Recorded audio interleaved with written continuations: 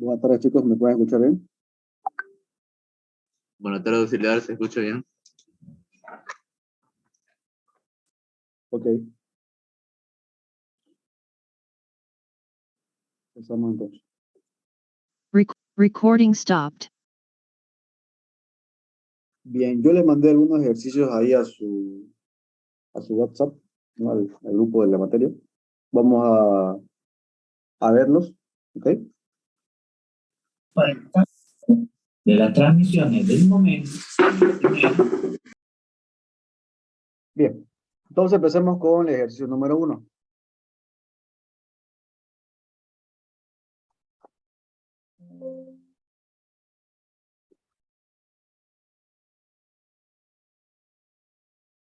Sí, la estoy grabando, creo. A ver. Ah, no. Sí, la estoy grabando. Está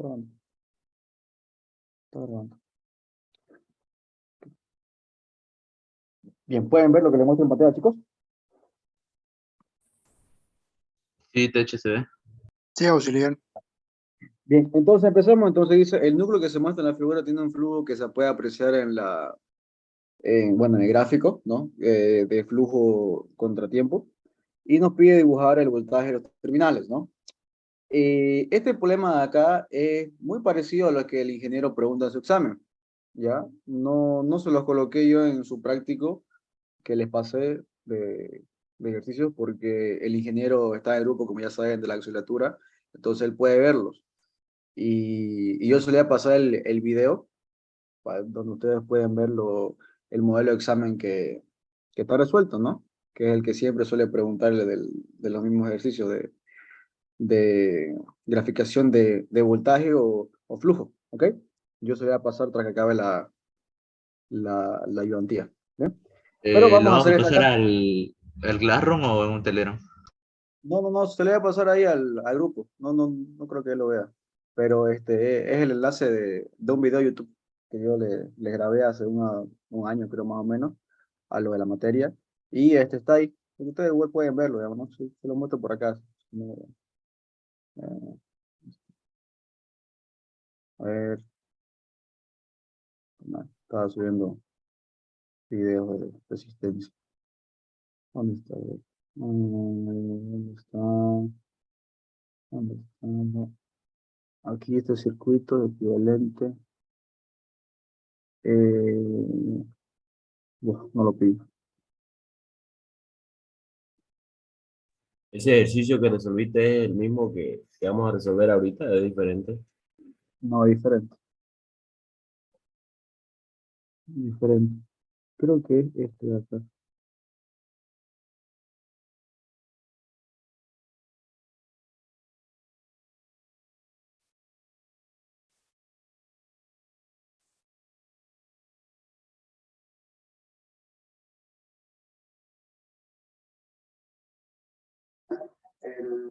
Este acá.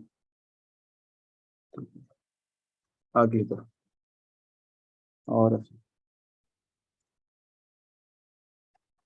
Ya, ahí está. Ahí pueden verlo. Ya. Ahora sí no lo veo por el grupo, así no dice nada del ingeniero.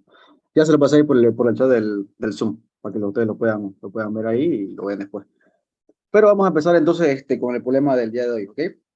Con el problema número 1. Entonces, lo que queremos hacer aquí es dibujar la tensión versus el tiempo, por lo que sencillamente hay una fórmula, ¿no? Que aprendimos en Alternas 1, y física 3, la cual relaciona la tensión con el flujo, ¿no?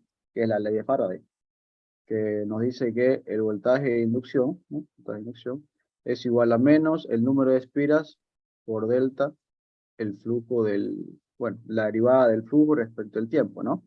La fórmula que hemos aprendido. Entonces, esa es la fórmula que vamos a utilizar y la que vamos a ir derivando, ¿no? Para resolver el problema. Entonces, fíjense acá desde la gráfica, aquí tenemos una función, ¿no? Aquí tenemos otra función, aquí tenemos otra función, y aquí tenemos otra función, ¿no? En total tenemos 3 tramos, ¿no? 4 tramos. Aquí tenemos una, aquí tenemos otra, aquí tenemos otra y aquí tenemos otra más. Aquí tenemos otra más, ¿no? Entonces, vamos a empezar con el tramo número 1. ¿Cuál es el objetivo de esto? El objetivo pues, es encontrar el voltaje inducido, ¿no? Y para encontrar el voltaje inducido tenemos que encontrar la ecuación, ¿no? Que representa la recta con el tiempo, ¿no? Entonces, en esta parte de acá, fíjense, en el tramo número 1 tenemos el punto 1, donde tenemos un flujo igual a 0 para un tiempo igual a 0. Y tenemos un punto 2, ¿no? Con un flujo, flujo 2 igual a 0.01 con un tiempo 2 igual a 2 milisegundos, ¿no? 2 por 10 a la menos 3. Entonces aquí, fíjense, en el tramo número 1 tenemos básicamente una recta, ¿no? Y la fórmula de una recta la sabemos, ¿no? Sencillamente es y igual a y2 menos y1 dividido entre x2 menos x1,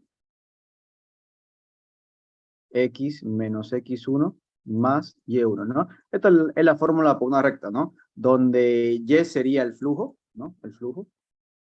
Sería entonces el flujo 2 menos el flujo 1 dividido entre el tiempo 2 menos el tiempo 1, tiempo menos el tiempo 1 más el flujo 1, ¿no? Entonces el flujo sería, flujo 2, bueno, el flujo del punto 2 sería 0,01 menos 0 dividido entre 2 por 10 a la menos 3 menos 0 multiplicado por t menos 0 más 0, ¿no? Más 0.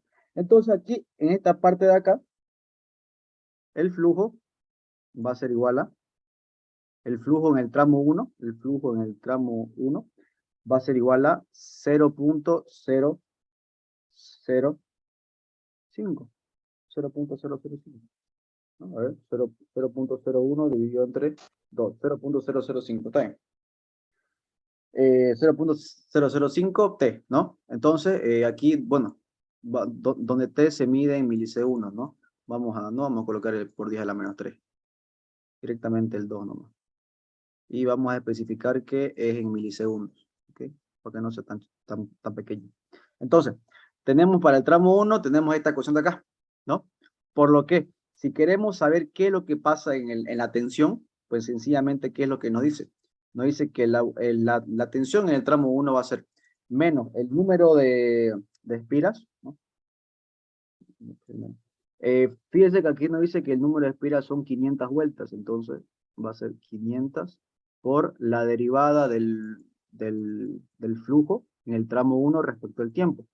Entonces va a ser 500 por la derivada respecto al tiempo de 0.005. Por lo que la tensión en el tramo 1, ¿no? Va a ser igual a la derivada de esto de acá, ¿no? De 0.005 T es sencillamente 0.005, ¿no? ¿No? ¿De acuerdo, no? De derivadas, ¿no? La derivada, por ejemplo, vamos a poner aquí, la derivada de xn, por ejemplo, era n x n menos 1, ¿no ves? Por x derivada. Y la derivada de x normal era 1, ¿no ves? ¿Se acuerdan de eso de la derivada, ¿no ves? Entonces aquí quedaría como la tensión en el tramo número 1 es igual a 2.5 volts. 2.5 volts, ¿ok? A ver, 500 por 0.005. 2.5 volts. Bien, entonces esta acá es la tensión en el tramo número 1. Bien, seguimos, y bueno, ya tenemos qué es lo que pasa en el tramo número 1. Fíjense que la tensión, como aquí ustedes pueden analizar, ¿no? Como el flujo es una función lineal, la derivada de una función lineal es una función constante, pues, ¿no? Entonces ustedes se van a dar cuenta que en los tramos 1, 2, 3 y 4, la tensión va a ser constante, ¿no? Va a ser constante. Entonces, esto es lo que pasa en el tramo 1 y hacemos lo mismo para el tramo 2, para el tramo 3 y para el tramo 4. Para el tramo 2 que tenemos, el punto número 1 vendría a ser este punto de acá, ¿no? Tendríamos flujo 1 igual a 0.01 y un tiempo 1 igual a 2. Y el punto 2 en el tramo 2 sería este de acá. Sería menos 0.01 y un tiempo de 5, ¿no? 5. Entonces, en la función del flujo quedaría menos 0.01 menos 0.01 dividido entre 5 menos 3. T menos, perdón, 5 menos 2. 5 menos 2. 5 menos 2. T menos 2 más 0.01. Entonces, el flujo en el tramo 2, va a ser igual a menos 0.0067 T más 0.023. Por lo que la tensión va a ser igual a 500 por la derivada respecto al tiempo de menos 0.0067 T más 0.023. Entonces, la derivada pues de 0.0067 T va a ser 0.067, ¿no es? Pero la derivada de 0.023, que viene siendo una constante, ¿cuánto es? ¿Cuánto es la derivada de una constante? 0. 0, ¿no es? Entonces, la derivada de una constante, no 0, pues, ¿no? Entonces, la derivada de 0.023 pues va a ser 0, ¿no es? Entonces aquí quedaría 500 por menos 0.0067. Entonces aquí el voltaje inducido,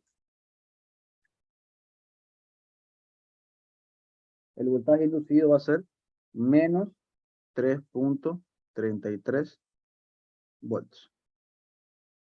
Listo, ¿no? 3.33 volts. Bien. Seguimos. Eso fue en el tramo 3, perdón, el tramo 2. En el tramo 3, seguimos haciendo. El punto 1 en el tramo 3 sería su flujo 1 menos 0.01 para un tiempo 1 igual a 5. Para el punto 2 tenemos flujo 2 igual a 1, 2, 7, ¿no? 7, 0. 0, un flujo de 0 y un tiempo de 7, ¿no? Entonces, el flujo va a ser igual a 0 más 0.01 dividido entre 7 menos 5, T menos 5 menos 0.01. Entonces, el flujo va a ser igual a 0.005 T menos 0.035, ¿no? Entonces, el voltaje inducido en el tramo 3 va a ser igual a 500 por la derivada respecto al tiempo de 0.005 T menos 0.035. Entonces va a quedar 500 por 0.005. O sea, la tensión va a ser igual a 2.5, ¿no? 2.5 volts. Y finalmente en el tramo 4,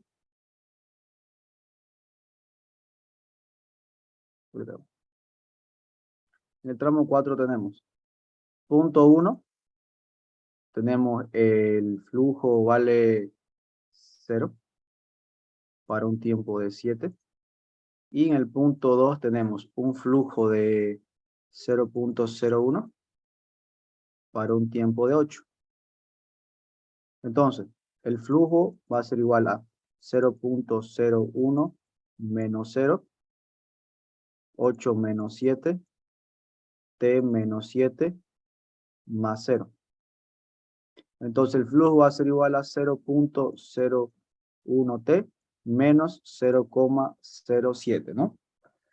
Finalmente, entonces, la tensión en el tramo 4 va a ser igual a 500 por la derivada respecto al tiempo de 0,01t menos 0,07. Entonces va a ser 500 por 0,01. Entonces, la tensión en el tramo 4 va a ser igual a 5 voltios. ¿Listo? Entonces, graficamos. Aquí esto es tensión medido en volts. Esto es el tiempo medido en milisegundos. Y tenemos, ¿no ves? Para un tiempo 0, ¿no? Para el tramo 1 viene desde un tiempo 0 hasta un tiempo de 2. ¿No? Viene de 2, viene 5, viene 7 y viene 8. Entonces, hasta 2. Viene 2, 5, 7 y 8. Y aquí. Bien. De 0 hasta 2 segundos tenemos una tensión constante de 2.5. Vamos a decir que 2.5 es ahí. 2.5 es ahí. Y vamos a decir...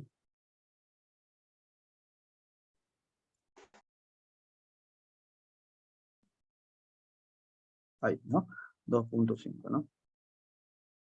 2.5. De ahí hay una caída de tensión hasta menos 3.33.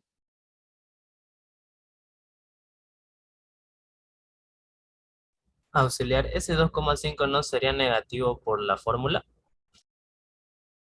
En este problema de acá, no es que hay la fuerza electromagnética y hay la fuerza contraelectromagnética. En este problema de acá, y en realidad como quiere que lo veamos, no es la fuerza electromagnética, sí, sino la fuerza contraelectromagnética.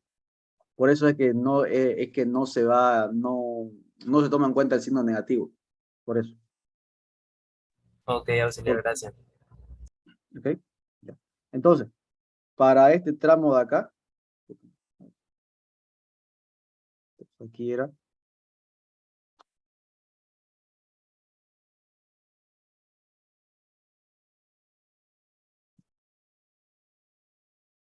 aquí tenemos menos 3.33. Entonces, en todo este tramo de acá. Desde el tramo 3 iría, vale 2.5, ¿no? Lo mismo, ¿no? Aquí, acá.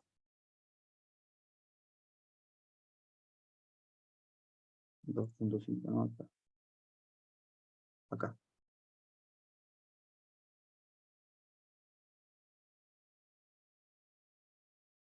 Y el último tramo iría de 5 volts, ¿no? 5 volts. Más o menos, aquí vamos a leer, ¿no? Ahí. Ahí va.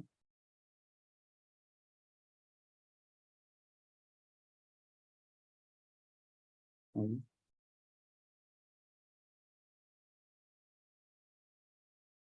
Ahí. 5, ¿no? Entonces, fíjense entonces, en el tramo 1 tenemos una tensión, ¿no? De 2.5 volts, en el tramo 2 tenemos una tensión de menos 3.33, en el tramo 3 tenemos una tensión de 2.5 y en el tramo 4 tenemos una tensión de 5 volts, ¿no? Y esa es la manera como lo graficarían y harían este problema. En el examen, el ingeniero le va a colocar así uno parecido y sencillamente lo que tienen que hacer es derivar o integrar, ¿ya? No se vayan a chipar en eso porque eh, he visto que le pelan, digamos, en integrar o en derivar, digamos, y no, pues si le pelas, digamos, derivando, integrando, pues ya está mal todo, digamos, ¿no? Entonces, el problema es bien sencillo, pero no tienen que pelarle, pues, en derivar o integrar, ¿no? ¿Ok? Ahí lo ven el video y van a ver ahí cómo suele colocar el ingeniero los problemas, ¿ok? Entonces, este acá sería el problema número 1. Aquí lo vamos a poner. Y aquí vamos a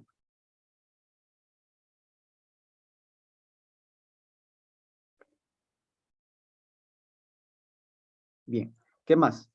Vamos a ver el siguiente. Bueno, en realidad en Classroom yo lo había hecho todo esto, pues, ¿no? Bueno, ya que están aquí, todo está en Classroom que yo les puse en el anterior semestre, ¿no? Aquí tiene, bueno, no lo borré, están las clases, algunas clases grabadas, algunas las hice presenciales y otras las subí a YouTube. Aquí están los modelos de exámenes, ¿no? Y aquí están los ejercicios del semestre. Aquí están resueltos. No sé si les llegó o no, pero bueno, no, yo no se lo voy a pasar porque el ingeniero me dijo que no se los pase, entonces no lo voy a hacer.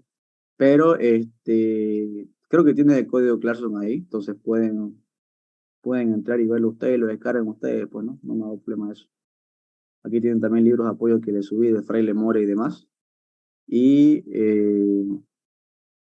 también tienen las preguntas teóricas, ¿no? Se las subí aquí. Las que suele preguntar el ingeniero, yo aquí se las resumí, se las hice, aquí lo pueden descargar igual. Creo que aquí lo tengo. Mira, está.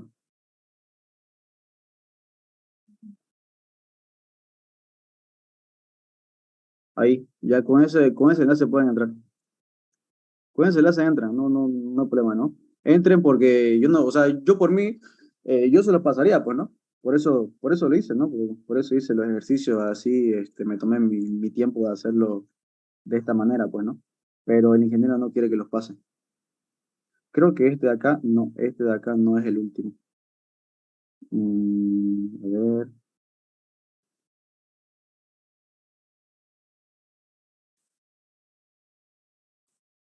mm, sí, este de acá no, 6-4. No, sí es el último.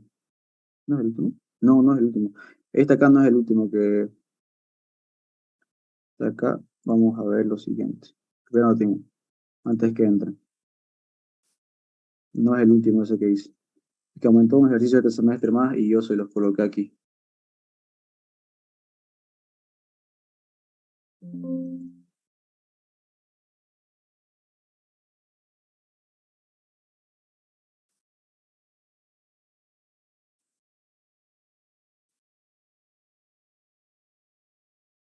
Y ahora sí.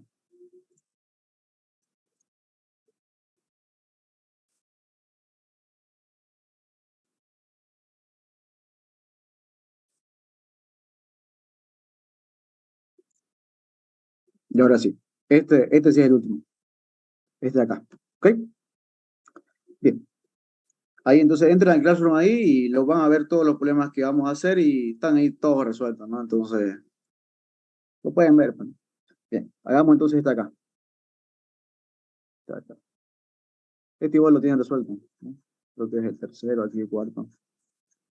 Aquí está, ¿no? Aquí está resuelto igual, ¿no? Pero vamos a hacerlo. Vamos a borrar todo. Bien. Ok. Aquí entramos un poquito a lo que son circuitos magnéticos. ¿Ok? Circuitos 1 y circuito 2 avanzamos lo que eran circuitos eléctricos, ¿no? Vimos las definiciones de fasores, vimos que se pueden aplicar a cualquier sistema eléctrico, ¿no? Aquí en esta parte vamos a analizar un poco de lo que son los circuitos magnéticos, ¿no? Y es bueno, en realidad la única materia creo que van a ver circuitos magnéticos, ¿no? De bueno, lo que son electromecánicos y mecánicos. ¿Qué nos dice el problema? Dice, el núcleo central del circuito magnético de la figura está abominado con 800 espiras, ¿no? Aquí viene 800 espiras. El material de acero fundido con un valor de permeabilidad relativa de 1000. Calcule la corriente I que debe aplicarse a la bobina para que en el entrehierro, para obtener en el entrehierro un flujo de 1 MeV, ¿no? Y más abajito nos dice resolver el problema para, bueno, con esa forma, ¿no? Que esta acá, bueno, es una fórmula, este tipo de fórmula se llama ecuaciones de Froelich, ¿no? Que lo pueden encontrar en el Fraile Mora, ¿ok? Entonces, lo primero que vamos a hacer nosotros es traspasar del circuito físico al circuito magnético, ¿ok? Entonces, ¿qué tenemos acá? Fíjense, aquí tenemos una fuente de tensión, ¿no? En el medio, tenemos una fuente de tensión primero, la fuente de tensión, ¿no? Que es la que nos va a dar la corriente. Tenemos aquí una reluctancia, ¿no? Que es la oposición al paso del flujo magnético. tenemos una reluctancia de la parte central, ¿no? De la parte central. Y tenemos una reluctancia del entrehierro, pues, ¿no? También tenemos una reluctancia del entrehierro, ¿no? Tenemos aquí reluctancia del central y la reluctancia del entrehierro. Y fíjense que la parte de las columnas también, pues, tienen una cierta oposición para el paso del flujo, ¿no? De columna.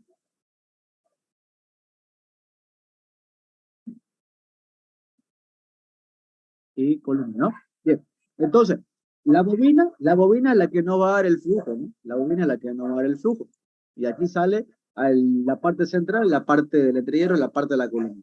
Lo primero que tenemos que hacer siempre que damos un circuito magnético es determinar cuánto es el valor de esta reluctancia.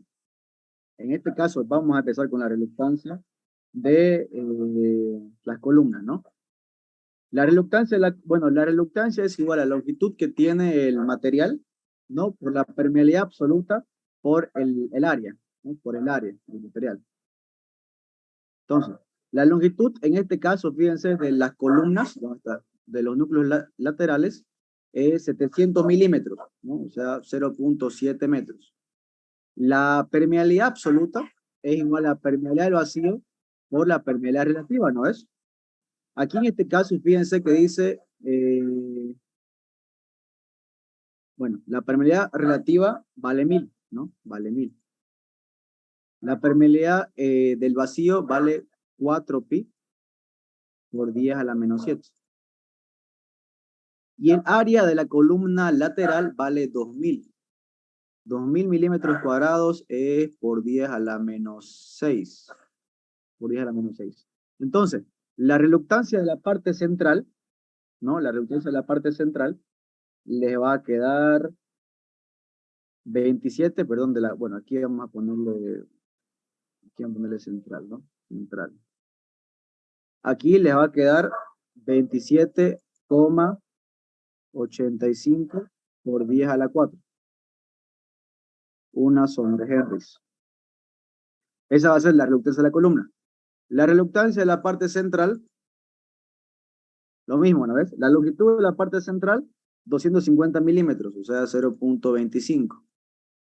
La permeabilidad es la permeabilidad relativa, 1000 por 4pi por 10 a la menos 7. Y el área de la parte central es 4000, ¿no? 4000 por 10 a la menos 6.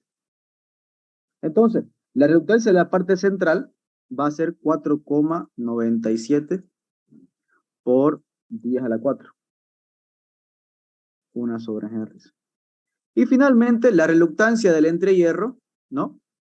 Fíjense, aquí el entrehierro tiene un espesor de 1 milímetro, ¿no? Entonces aquí 0.001 dividido entre la permeabilidad relativa en el entrehierro obviamente va a ser 1, ¿no?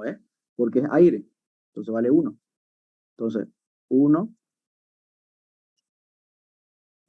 por 4pi por 10 a la menos 7 por el área, ¿no? del entrehierro, 4000 por 10 a la menos 6. Y esto acá vale 19, ¿no? Es la que tiene más reluctancia, bueno, por 10 a la 4. 1 sobre Henry, ¿no? Listo. Ya hemos encontrado entonces cuáles son las reluctancias. ¿Qué es lo que nos pide? Nos pide encontrar cuánto va a ser la cantidad necesaria de corriente para que tengamos un flujo en el entrehierro de 1 MeV. Sabemos nosotros que la fuerza magnetomotriz se puede colocar como el número de espiras por la corriente, ¿no ves? O también se puede colocar como la ley de Hopkinson, ¿no? Que sería la sumatoria de todos los flujos por las reluctancias, ¿no? Los flujos por las reluctancias. En esta parte de acá, ¿no? ¿Qué queremos saber? Queremos saber la cantidad de corriente. Entonces, sabemos cuánto vale N, ¿no? N vale 800, ¿no? Vale 800. 800 por la corriente igual a la sumatoria de la cantidad de flujo. Bueno, ¿cuánto vale el flujo? Vale 1 MeV, ¿no es? Entonces va a ser 1 por 10 a la menos 3 por la reluctancia. Esta reluctancia acá va a ser la reluctancia total. Va a ser la reluctancia total, digamos, ¿no? Entonces, lo que tenemos que calcular nosotros es esta reluctancia total, ¿ok? Aplicando sencillamente para un circuito, ¿no? Es sencillamente resolver el circuito. Fíjense que las reluctancias de las columnas están en paralelo, ¿no es? Están en paralelo. Eso se puede colocar.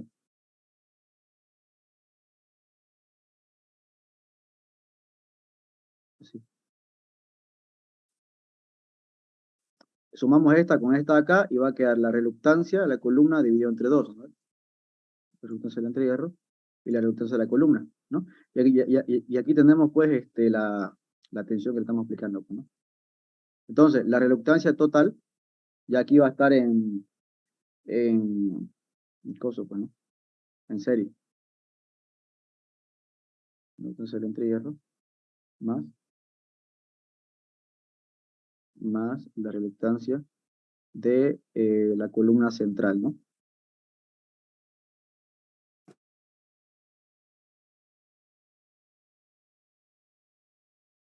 Central.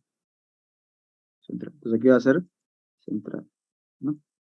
Entonces, aquí ¿cuánto nos quedaría entonces? Vamos a verificarlo entonces. Sería 27.85 dividido entre 2 más 4.97 más 19.9. 38,795 por 10 a la 4. Entonces, la corriente va a ser 1 por 10 a la menos 3 por la reluctancia total, 38,795 por 10 a la 4, dividido entre 800, ¿no?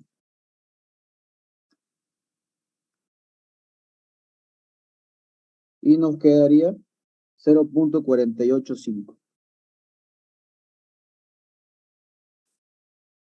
Y listo.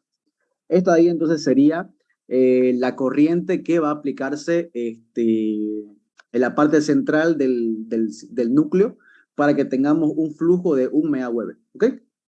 La otra manera es resolverla mediante la ecuación de Fröhlich, ¿no? Que nos está dando ahí. ¿Cómo la resolvemos eso? ¿No?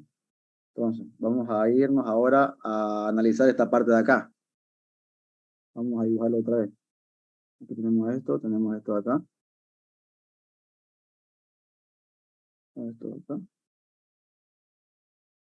Ahí.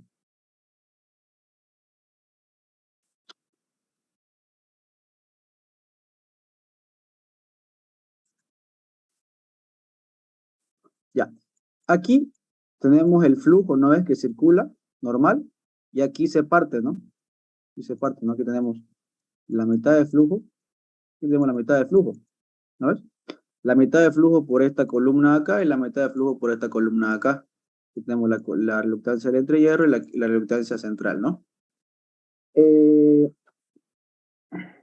¿Qué es lo que vamos a utilizar? Esta ecuación de acá, bueno, define la curva que magnetiza en la parte de la parte de la columna, ¿no? En la parte de la columna. Entonces, bueno, en la parte de la columna y en la parte del material, pues, ¿no? Entonces, ¿qué tenemos en las columnas? ¿No? En la columna tenemos, poner columna, tenemos la mitad de flujo, ¿no es? La mitad de flujo. O sea, tenemos la mitad de un medio, ¿no? O sea, 0.5 MeV. ¿No ves? En las columnas. ¿Qué más sabemos? Sabemos que la inducción, ¿no? La inducción magnética es igual al flujo de la columna, ¿no? Bueno, cualquier flujo, dividido entre el área de la columna, pues, ¿no? Entonces aquí sería un medio dividido entre el área de la columna, ¿no? Hasta la columna central. No, perdón, columna 2000, ¿no? 2000. Aquí sería por 10 a la menos 3 y aquí por 10 a la menos 6. Entonces, aquí nos quedaría un cuarto, ¿no? Un cuarto de Tesla. Listo. Entonces, la inducción en las columnas, ¿no? Esto es en la columna, es de un cuarto de Tesla. Entonces, aplicando la ecuación, tendríamos un cuarto igual a 1.8 por 10 a la menos 3 H dividido entre 1 más 10 a la menos 3 H. De acá encontramos pues el valor de la intensidad magnética, ¿no? Nos quedaría 161.29 amper vuelta metro, ¿no? Que sería la intensidad magnética, ¿no? Que se está aplicando en las columnas, ¿no? Lo que se está aplicando en las columnas va a ser lo mismo que se está aplicando en el núcleo, en el centro. Entonces, H de la columna va a ser igual a H central. Va a ser igual a 161.29 amper vuelta metro. Va a ser lo mismo que está aplicando en la parte central. Pero en el entrehierro pues no va a ser lo mismo, ¿no ves? En el entrehierro también tenemos esta fórmula, ¿no ves? Tenemos la inducción es igual a la permeabilidad absoluta por H. Si queremos saber la del entrehierro, sería la permeabilidad relativa por la permeabilidad del vacío por H del entrehierro, ¿no ves? Entonces aquí en esta parte de acá tendremos que H del entrehierro es, la inducción en el entrehierro es un cuarto, ¿no? Es la misma, es un cuarto. Dividido entre la permeabilidad relativa para el entrehierro es 1 y aquí es 4pi por 10 a la menos 7, ¿no? Entonces, en el entrehierro tenemos 1.99 por 10 a la 5. Listo. Ya tenemos las intensidades magnéticas en la parte de la columna, en la parte central y en la parte del entrehierro. Entonces, para encontrar finalmente la corriente que necesitamos aplicar, ¿no? También recordemos que podemos colocar la fuerza magnetomotriz como el número de espiras por la corriente que está pasando por el mismo. Y esto va a ser igual a la sumatoria de H por delta L, ¿no? Por H por delta L. Y es lo que vamos a hacer acá, ¿no? Aquí esta parte de acá. ¿Cuánto vale N? 800. La sumatoria de H por delta L es H de la columna por L de la columna, ¿no? Más H del centro por L del centro, más H del entrehierro por L del entrehierro. Entonces tenemos 800 y igual a H de la columna, 161.29 por L de la columna, 0,7, ¿no? 0,7. Más la parte central por 0,25. Más la del entrehierro, 1,99 por 10 a la 5. Y el espesor del entrehierro es 10 a la menos 3. Bueno, listo. Entonces aquí, fíjense, despejamos cuánto va de la corriente y la corriente nos va a quedar 0,44 amperes. ¿No? Entonces, fíjense acá. Aquí, ¿cuál es lo importante? ¿No? Lo importante es que hemos declarado dos ecuaciones importantes, ¿no? La fuerza magnetomotriz es igual al número de espiras por la corriente que circula por el material. Y esto es igual a la sumatoria de la cantidad de flujo magnético por la reluctancia, ¿no? O esto es igual a la cantidad, bueno, la sumatoria de la intensidad magnética por un delta de L, ¿no? Por lo que pasa en el material, ¿no? Son las fórmulas que se utilizan, ¿no? En esta parte de acá y las que seguramente ya han visto en Alternas 1 y que seguramente ya el ingeniero ya les ha comentado, ¿no?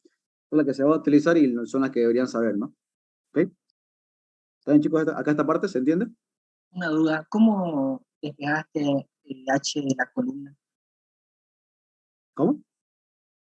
H de la columna, ahí donde estás apuntando, ahí, eso. Acá. Sí, ¿Cuál es tu pregunta? bueno, haciendo la suma de ahí arriba, todos los datos, no puedo entender cómo lo despejaste para hallar H. Ah, aquí esta parte acá. Sí, Y, bueno, o sea, a ver, podemos despejar, a ver, esto quedaría 1 más 10 a la menos 3H igual a 4 por 1.8 por 10 a la menos 3H, ¿no? Entonces aquí, ¿cuánto sería? Sería 1, bueno, vamos a hacerlo así. 4 por 8, 32, 7.2 menos 1 por 10 a la menos 3. H, ¿no? Pasamos esto a esta parte de acá. Y esto es igual a 1. Entonces, H sería igual a 1 dividido entre 6.2 por 10 a la menos 3. Y 1 dividido entre 6.2 nos da por, y esto de acá nos da 161.29. ¿Así? Así nos sale, digamos. O sea, solo tienes que despejar H, ¿no? O sea, lo hice directo porque, bueno, solo tienes que despejar H, ¿no? Sí, gracias. Ok, no, Disculpa, no hay que. una consulta ahí en la permeabilidad relativa. Vos multiplicaste 1 por 4pi por 10 a la menos 7, ¿no sería 1000? Acá, Sí. 1 por 4pi por 10 a la menos 7. A ver, 0.25, 4pi por... Porque la permeabilidad relativa dice que es 1000 y... No, no. Pero aquí estamos hablando del entrehierro. En el entrehierro la permeabilidad relativa es 1. ya gracias. Aquí estamos hablando aquí del entrehierro, ¿no? Aquí estamos hablando del entrehierro. Aquí es el entrehierro, entonces la permeabilidad relativa vale 1. ¿El problema te lo da o vos lo supones? No. No, siempre. Sí. O sea, la permeabilidad relativa está en base al aire, ¿no? Entonces, si vos estás relacionándote con el aire, tu permeabilidad relativa va a ser en relación al aire. Por eso vale 1, ¿no? O sea, este 1000 es porque tiene 1000 veces más oposición al paso del flujo que el aire. No sé si me dejo entender. O sea, está en relación al aire, pues por eso que es en el aire vale 1, digamos. Gracias. ¿Ok? No, siempre vale 1, ¿no? Como ustedes tengan el entrehierro, la permeabilidad relativa siempre vale 1, siempre, ¿no? Ya lo que va a variar, pues obviamente van a ser pues los del material, ¿no? Depende del material, si es acero fundido, hierro, latón, pues va a variar, digamos, la permeabilidad relativa, ¿no? Para ello. Pero para el aire siempre va a ser 1, ¿no? Bien. Y es lo que aquí nos quedó, pues, ¿no? Aquí también lo pueden ver explicado, entonces, aquí lo mismo, ¿no? Bien. Vamos a hacer esta acá. Vamos a hacer esta acá. Esta acá vamos a hacer. Vamos a hacer este y este acá.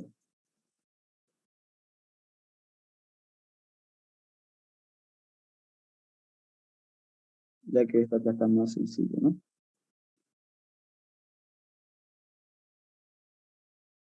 Ok, aquí está básicamente lo mismo, ¿no? Dice la figura dice, muestra un rotor, ¿no? Que es la parte rotatoria, y un estator, que es la parte fija, ¿no? De un motor de corriente continua, ¿no? La longitud media recorrido del flujo en el estator es de 50 centímetros, y en el área de sección transversal tiene 12, ¿no? Ya. La longitud media correspondiente al rotor es de 5 centímetros y el área de sección transversal es de 12.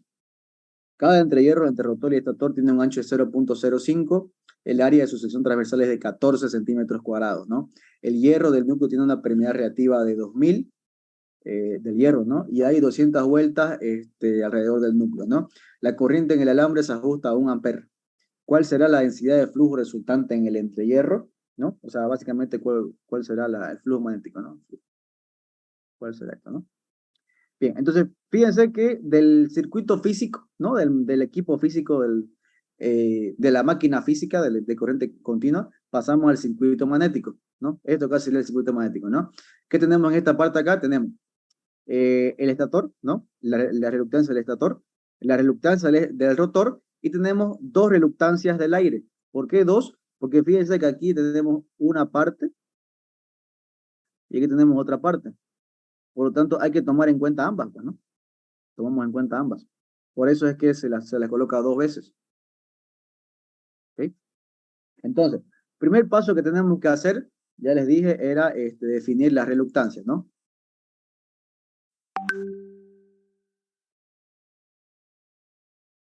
Entonces, reluctancia del estator va a ser igual a la longitud dividido entre la permeabilidad por el área, ¿no? ¿Cuánto vale la longitud del estator? La longitud media del estator es 50 centímetros, 0.5, ¿no?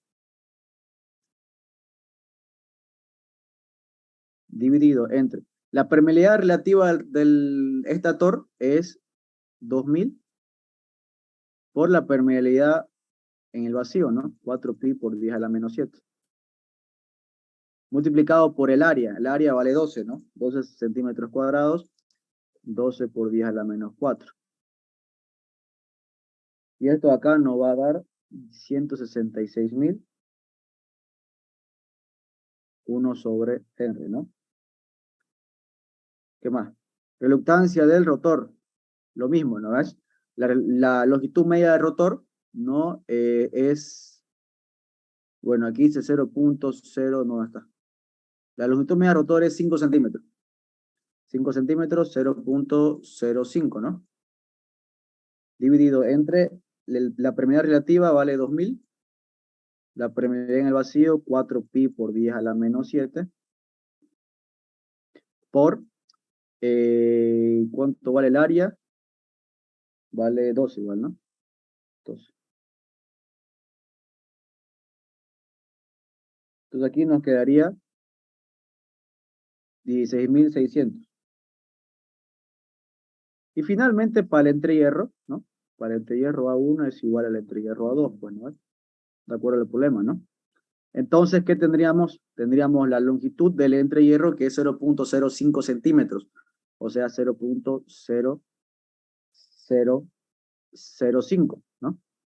Dividido. La permeabilidad relativa del entrehierro, ¿cuánto sería?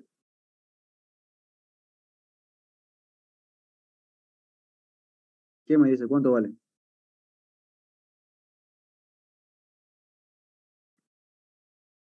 Lo acabamos de decir. Es 1. 1, exactamente, vale 1, ¿no? Vale 1 por la permeabilidad en el vacío, 4pi por 10 a la menos 7, multiplicado por el área, ¿no? El área del entrehierro, que vale 14, ¿no? 14 por 10 a la menos 4. Entonces esto acá vale 284.000, 1 sobre Henry, ¿no? Listo.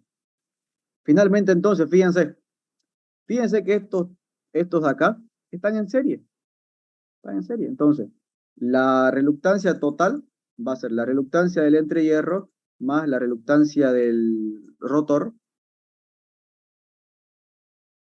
más la reluctancia del entrehierro 1 más la reluctancia del entrehierro 2, ¿no? Lo que nos haría una respuesta de, bueno, de reluctancia de 751.000, 1 sobre Henry. Entonces aquí sería nuestra reluctancia total.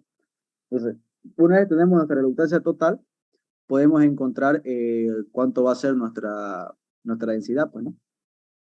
Aquí es la densidad, si se acuerdan, la densidad era igual al flujo que pasa por el equipo dividido entre el área, ¿no? Entre el área que pasa, ¿no? Por el entrehierro, ¿no? Pues, bueno, aquí nos piden el entrehierro, pues, ¿no? Entonces, como nos piden el entrehierro, tenemos que concentrarnos en el entrehierro, pues, ¿no? Ven, el entrehierro es igual al flujo que pasa por el entrehierro dividido entre el área que pasa por el entrehierro. El área que pasa por el entrehierro lo conocemos, ¿no es? Lo que no sabemos es cuánto es el flujo que pasa por el entrehierro. Si ustedes se ponen a analizar el circuito, el flujo que sale de nuestras espiras va a ser el mismo que circula por todo el estator, por todo el rotor y por todo el entrehierro, ¿no ves? Por lo tanto, el flujo en el entrehierro va a ser igual al flujo que pasa por el rotor, va a ser igual al flujo que pasa por el estator y va a ser igual al flujo que sale de las espiras, ¿no? En realidad.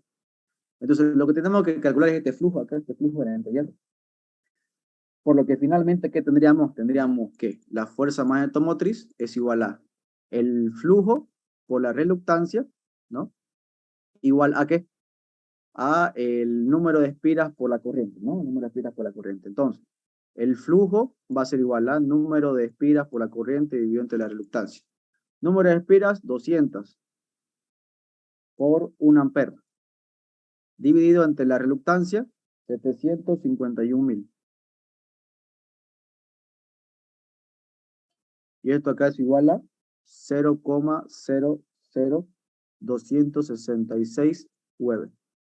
Por lo tanto, entonces, ¿cuánto valdría nuestro? Bueno, entonces, de acuerdo a lo que hemos dicho, el flujo, este flujo acá es este acá, pues, ¿no? El que sale de nuestra fuente de tensión. Entonces, nuestro flujo en el entrehierro va a ser igual a este flujo de acá y va a ser igual a 0.00266 Weber. Entonces, nuestra fuerza magnetómotriz, nuestra densidad magnética del entrehierro va a ser igual a 0.00266 dividido entre el área del entrehierro, que vale 14 por 10 a la menos 4.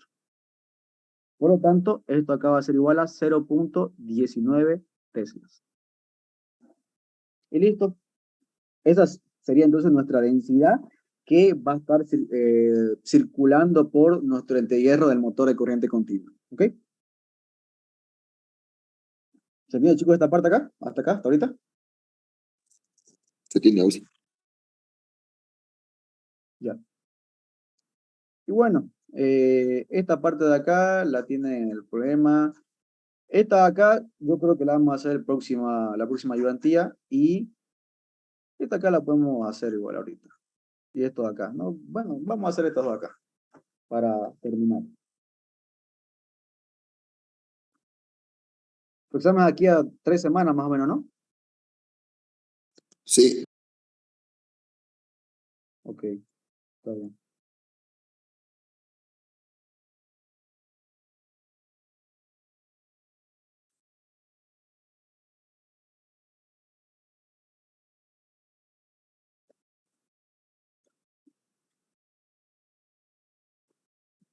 Bien, vamos a hacer el número 6, ¿no?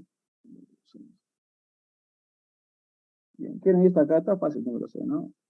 Número 6. Dice, la figura muestra una fuente de tensión AC que suministra una potencia con una impedancia de 20, bueno, un fasor de 20 ángulos menos 30. Calcule la corriente que, y suministrada a la carga, el factor de potencia y la potencia real, reactiva, aparente y compleja, ¿no? Bien, entonces, bueno, para calcular la corriente está sencillo, pues, ¿no? La corriente, ustedes sabemos que por ley de Ohm, la corriente es igual a la tensión que se estamos aplicando dividido entre la impedancia. Entonces, esta tensión es 120, 0, dividido entre la impedancia, que vale 20 menos 30, ¿no? Entonces, nuestra corriente va a valer 6 con un fasor de 30, ¿no? Amperes, ¿no? Va a ser nuestra corriente. ¿Cuál va a ser nuestro factor de potencia? Nuestro FDP va a ser el coseno de este ángulo de acá, pues, ¿no? De este ángulo de acá, coseno de 30. Bueno, coseno de menos 30 en realidad, ¿no? Y aquí tendríamos, ¿cuánto sería coseno de 30? Vale raíz de 3 sobre 2, ¿no? Raíz de 3 sobre 2, ¿no? ¿Qué más nos pide? Nos pide la potencia real, la potencia aparente y la potencia compleja, pues, ¿no? La potencia, entonces, aparente es el voltaje sobre el conjugado de la corriente. Sería 120, nos pasó de 0, multiplicado por la corriente, que vale 6 menos 30, ¿no? Entonces, ¿aquí cuánto sería? Sería 720 menos 30, ¿no? Menos 30. Voltiampere, ¿no? Voltiampere. La potencia aparente sería sencillamente la potencia, perdón, la potencia activa sería la potencia aparente por el coseno de phi, pues, ¿no? De phi. Sería entonces 720 por el coseno de menos 30. Entonces sería 623,54 watts. Y la potencia imaginaria sería S por el seno de phi. O sea, sería 720 por el seno de menos 30, ¿no? O sea, sería 360 voltiampere reactivo, ¿no? Entonces, finalmente nuestra potencia, pues, compleja, 623,54 más 360 foto, ¿no? Voltiampere, ¿no? Listo, ¿no? Y bueno, sencillamente esa parte ahí, ¿no? Nada más. Bien. Entonces, vamos a hacer el número 7, que en realidad es el que quiero que hagamos, pues, ¿no? Dice, complete, y bueno, y en realidad es uno que siempre lo pregunta el ingeniero, ¿no? Siempre lo suele preguntar ese cuadrito. Dice, complete la tabla con los correspondientes números de polos, pares de polos, velocidad nominal y frecuencia de los siguientes casos. Entonces, hay unas fórmulas muy importantes que vamos a ver.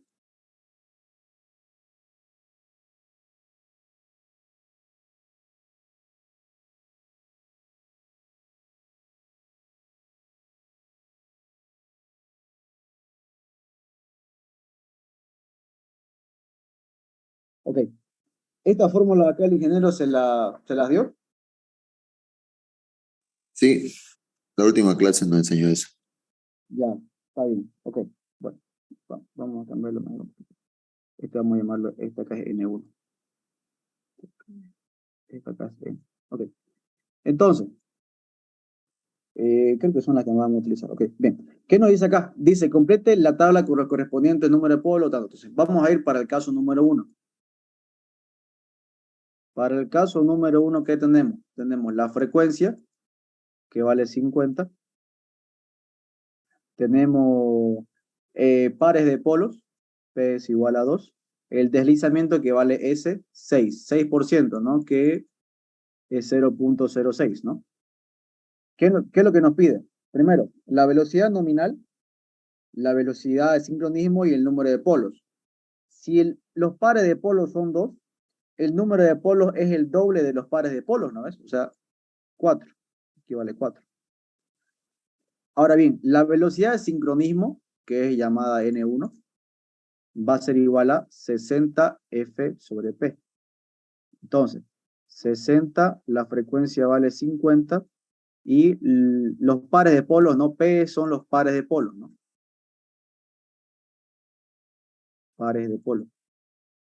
No son los números de polos, no son los pares de polos. Vale 2. Entonces, la velocidad de sincronismo vale 1500 RPM. Aquí vamos a poner aquí 1500.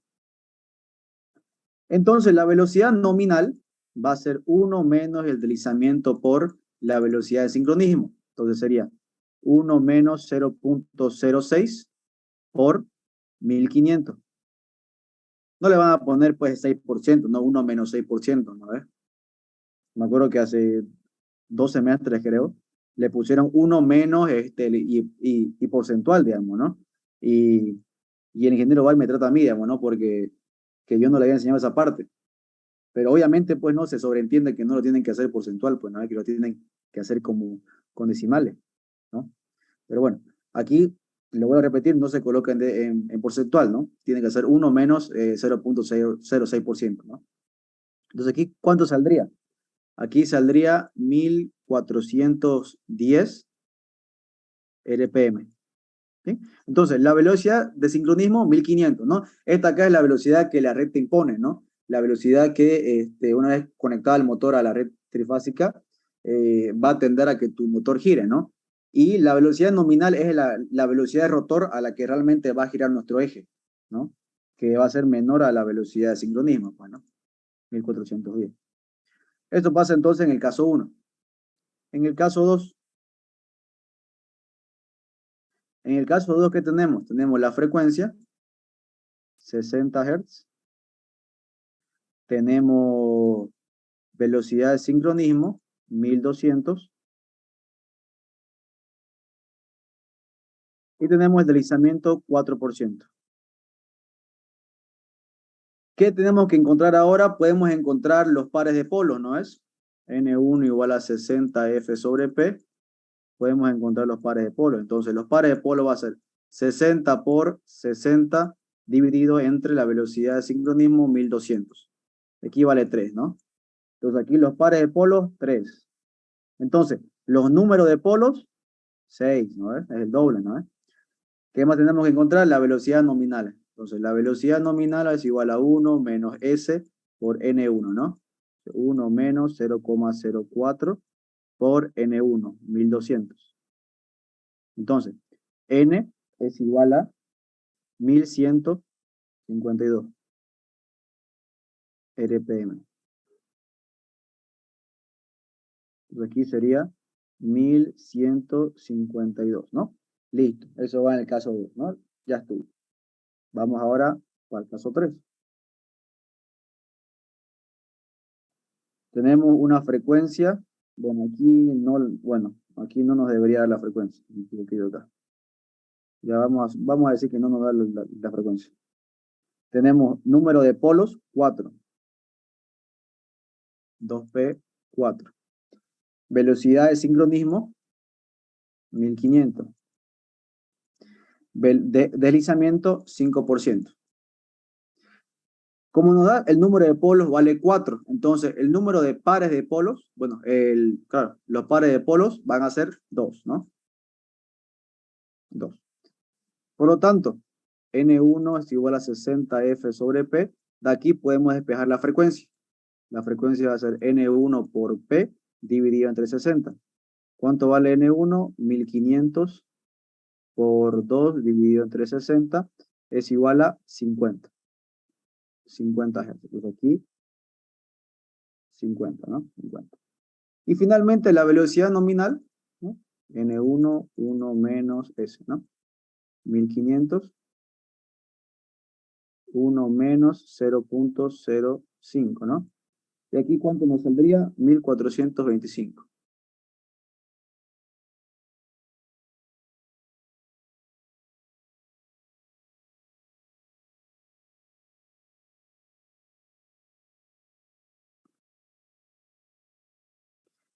Y bueno, finalmente para el último caso, caso 4, tendríamos una frecuencia de 60 Hz, tendríamos pares de polos igual a 1, deslizamiento igual a 3. Por lo tanto, si los pares de polos es igual a 1, Dos polos. por favor.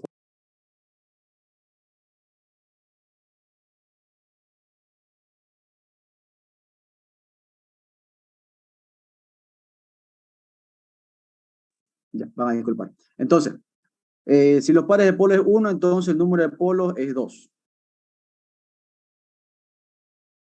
Entonces tendríamos la velocidad de sincronismo es igual a 60 F sobre P. Entonces sería 60 por 60 dividido entre 1, 3600 RPM. Entonces aquí sería 3600. Y finalmente la velocidad nominal sería N1, 1 menos S, 3600, 1 menos 0,03, ¿no? Entonces N es igual a 3492 RPM. Aquí le pone 3492. Y listo, ¿no? Con eso entonces acabaríamos lo que es la tablita y ya estuvo, ¿no? Bien, chicos, hasta acá tienen alguna pregunta, todo claro. Todo claro, sí.